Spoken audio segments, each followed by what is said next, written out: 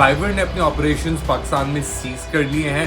Fibre बहुत पाकिस्तान के अंदर मकबूलियत हासिल कर ली थी छोटी छोटी असाइनमेंट्स के ऊपर। इलॉन मस्क साहब ने उनको वापस इनवाइट किया है SX के ऊपर और 2 घंटे की बातचीत के अंदर उन्होंने ट्रम्प साहब ने बताया कि उनके ऊपर जो वार हुआ था, हमला हुआ था पेपैल के सुकर मस्क साहब के थे और मस्क साहब ने तकरीबन 175 से 180 मिलियन डॉलर उस ट्रांजैक्शन से कमाए थे।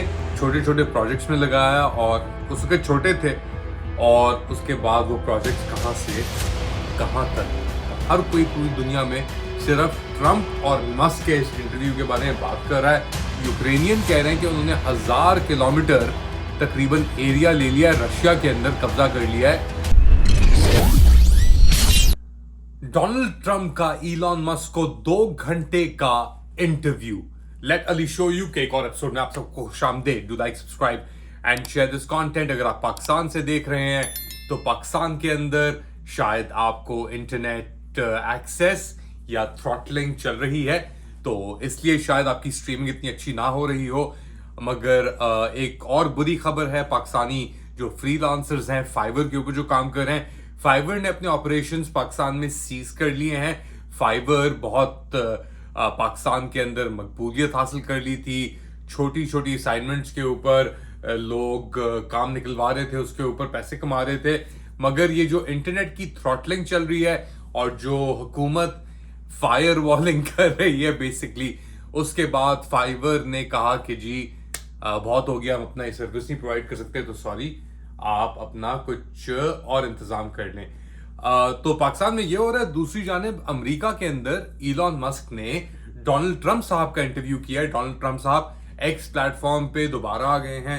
2021 के अंदर उनको एक्स प्लेटफॉर्म से खारिज किया गया था जब इलॉन मस्क साहब उस वक्त इंचार्ज नहीं थे, और अब इलॉन मस्क साहब ने उनको वापस इनवाइट किया है SX के ऊपर और प्लेटफॉर्म खोल दिया है।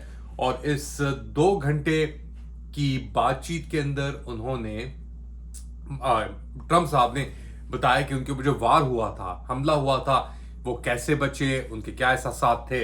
उसके बाद बताया कि जी अगर वो अमेरिकी सदर एक बार दोबारा बन गए तो वो जितने भी गैर कानूनी या इलीगल पाकिस्तान के अंदर जो आजकल एक लहर चली हुई है कि अफगानियों को निकालो बाहर, तो अमेरिका के अंदर ये बहुत स्ट्रांग लहर है। और मैक्सिकन और जो वहां पे लोग पहुंचे हुए हैं गैर कानूनी तौर पे इलीगली, उनको ट्रम्प साहब कह रहे हैं कि जी अगर वो आ गए अब वापस, तो फिर आप बस बोरी बिस्तरा अपना बंद कर लें। अच्छा, एक चीज है बहुत इंपॉर्टेंट है बताना मेरे ख्याल से कि पिछले कुछ हफ्तों से, कुछ माह से इलॉन मस्क साहब जो हैं वो कंप्लीटली अनहिंज हो गए। उनकी अगर आप एक्स या ट्विटर पोस्टिंग आप चेक करें तो उसके अंदर वो इस्लामोफोबिक कंटेंट फैला रहे हैं, मिसोजिनिस्टिक कंटेंट फैला रहे हैं, रेस बेटिंग कर रहे हैं। उसके अलावा वो एक तरह से खाना जंगी की तरफ पुश कर रहे हैं। इंग्लैंड के अंदर उनका प्लेटफॉर्म मैनिपुलेट हुआ, यूज हुआ। इस तरीके से यूरोप के अंदर वो मैनिपुलेट हो रहा है, यूज हो रहा है। और इलॉन मस्क साहब, उनके पास इतनी ताकत है, इतनी रिसोर्सेज हैं, इतने वसाइल हैं, मगर उनके जो व्यूज हैं स्पेशली ऑनलाइन और ऑनलाइन प्लेटफॉर्म के ऊपर, तो वो बहुत ही खतरनाक और यानी गंदे किस्म के व्यूज हैं। अगर आप देखें इसे और गौर करें इनके ऊपर, तो वो कहते हैं कि जी एक वाइट जो सफेद कौम है वो अंडर अटैक है। अच्छा, इसके साथ साथ इलॉन मस्क साहब खुद आते हैं साउथ अफ्रीका से, और उस साउथ अफ्रीका से जहां पे एक तरीके से नस्ल पसंदी जिसे कहते हैं, सफेद नस्ल पसंदी, अपार्थाइड, और जो ब्लैक साउथ अफ्रीकन थे उनको, नेल्सन मंडेला साहब को तकरीबन 30 साल तक जेल के अंदर रखा गया। और फिर एक जद्दोजहद हुई और फिर उसके बाद अपार्थाइड जाके एंड हुआ। तो उनके जो वालिद थे, और इसकी भी बड़ी बायोग्राफी है इलॉन मस्क साहब की, अपने वालिद से इतनी अच्छी नहीं बनती, मगर उनके वालिद बहुत ही अमीर तरीन आदमियों में से एक थे और वो भी काबिजी थे एक तरीके से। और उन्होंने उनके पास एमरल्ड और गोल्ड माइंस थी, और उन्होंने पैसे दिए इलॉन मस्क साहब को, और इन्होंने जाके फिर आहिस्ता आहिस्ता पढ़ाई भी बाहर की, बहुत उनके पास एक्सेस थी। इन्होंने पेपैल, आपको पेपैल का तो पता होगा, पेपैल के फाउंडर्स में से इलॉन मस्क साहब थे। और जब वो कंपनी पब्लिक हुई तो जो इनको हिस्सा मिला उसको इन्होंने लेके डाला सीधा सीधा टेस्ला के अंदर, और फिर स्टारलिंक और ये जो इनकी स्पेस एक्स कंपनी है उसके अंदर। और वो चीज फिर अब कहां से कहां पहुंच गई। तो पेपैल से इनको बेहाल से तकरीबन, मैं आपको बताता हूँ कितना मिला था पे आउट मस्क पेपैल। तो आपको अंदाजा हो जाएगा कि इनको मिला था 2002 के अंदर। पेपैल को ईबे ने 2002 में $1.5 अरब के लिए ले लिया था, और 11.72% शेयर जो थे पेपैल के उस वक्त मस्क साहब के थे। और मस्क साहब ने तकरीबन 175 से 180 मिलियन डॉलर उस ट्रांजैक्शन से कमाए थे, और वो उन्होंने पैसा लगा दिया फिर आगे 175 मिलियन डॉलर 2002 के अंदर उन्होंने इन छोटे छोटे प्रोजेक्ट्स में लगाया, और उसके छोटे थे।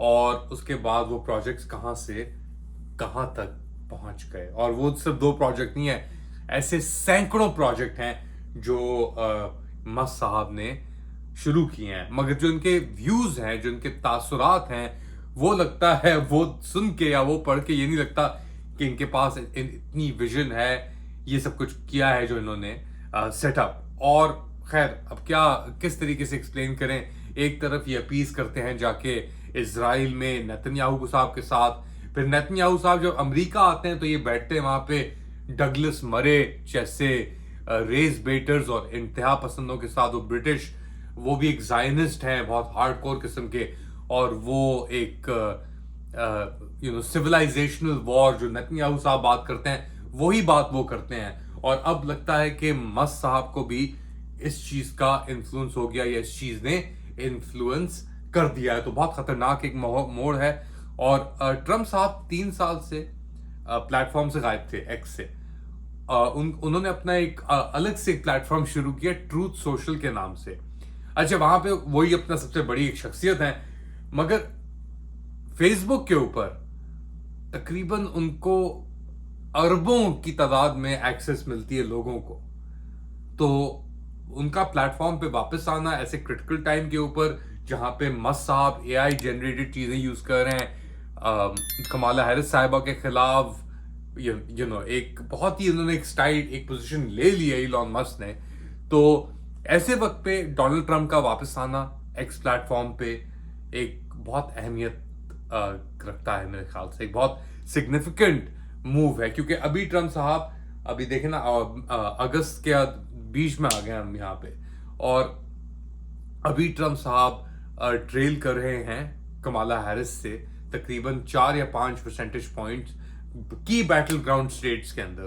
तो अब उनको बूस्ट मिलेगी, और अब हर कोई पूरी दुनिया में सिर्फ ट्रंप और मस्क के इस इंटरव्यू के बारे में बात कर रहा है, और प्रमोशन इसकी दबा के चल रही है। और ऑब्वियसली 2 घंटे का इंटरव्यू है, ये पॉडकास्ट की तरह उन्होंने किया। तो अब इसका क्या इम्पैक्ट आएगा, क्या रिएक्शन आएगा, कमाला हैरिस का मोमेंटम वो भी बिल्ड करनी है ऑब्वियसली। तो ये सब चीज़ हमें गौर से तवज्जो देनी पड़ेगी, देखनी पड़ेगी। और हम आपको ऑब्वियसली मैं बता तो रहा हूँ कि क्या हो रहा है, मगर बहुत सारी लेयर्स हैं इसके अंदर भी। अच्छा, ट्रम्प साहब ये मस्क से बात कर रहे हैं, दूसरी जानिब यूक्रेनियन कह रहे हैं कि उन्होंने 1000 किलोमीटर तकरीबन एरिया ले लिया है, रशिया के अंदर कब्जा कर लिया है, कुर्स्क के रीजन के अंदर। बहुत ही शर्मिंदगी की बात है पुतिन साहब के लिए, मगर हाँ वो एक वो बहुत मेथोडिकल हैं, वो इतना यानी घबराते नहीं है। वो कहते हैं कि आज सही है, नुकसान भी होंगे, मगर एक ईगो या साइकी को टैक्टिकल लेवल के ऊपर एक धचका तो पड़ा होगा। स्ट्रेटेजिक लेवल पे शायद इतना ना कोई असर पड़े। यूक्रेनियंस का एक लास्ट एक रिजोर्ट है, क्योंकि वो चाह रहे हैं कि नेगोशिएशंस अगर हो तो उसके अंदर थोड़ा उनके पास नेगोशिएटिंग पावर हो, क्योंकि रशियन बेर जो है उसने बिल्कुल ही उनको स्मदर कर दिया है, खामोशी से उनको है ना खा लिया है उसने।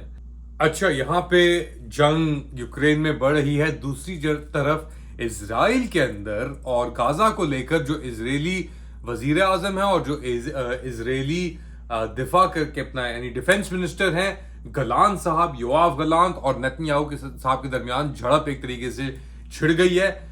उनसे योआव गलान साहब से पूछा गया कि जी क्या एंड गेम क्या है, कि नेतन्याहू साहब जो कहते हैं कि टोटल विक्ट्री हो सकती है हमास के खिलाफ, तो योआव गलान साहब कहते हैं कि बकवासियत है, कोई टोटल विक्ट्री नहीं हो सकती, एक सियासी सोल्यूशन देखनी पड़ेगी हमें। दूसरी तरफ से प्राइम मिनिस्टर नेतन्याहू का ऑफिस कहता है कि ये टोटल विक्ट्री होगी, और जो गलान साहब कह रहे हैं वो गलत कह रहे हैं, इनको यानी वीकन कर रहे हैं इजरायली पोजीशन को। तो अंदर उनके लड़ाइयां हो गई हैं, समझ नहीं आ रहा किस तरफ ये सिचुएशन जा रही है। बहुत खतरनाक सिचुएशन है इजराइल के लिए, और अगर उनके अपने अंदर डिविजन्स हैं इस वक्त, तो आप अंदाजा लगा लें किस तरीके से प्ले आउट हो रहा होगा गाजा में, उनके अपने एलाइज के साथ, अमेरिका के अंदर। बहुत खतरनाक सिचुएशन। और एब्सोल्युटली नेतन्याहू साहब तो हैं ही रिस्पॉन्सिबल, मगर ये पूरा निजाम भी है ना उनका, जो जिसने इस मुकाम पे लेके आके खड़ा करके इस पूरी सिचुएशन को और मजीद खराब कर दिया है।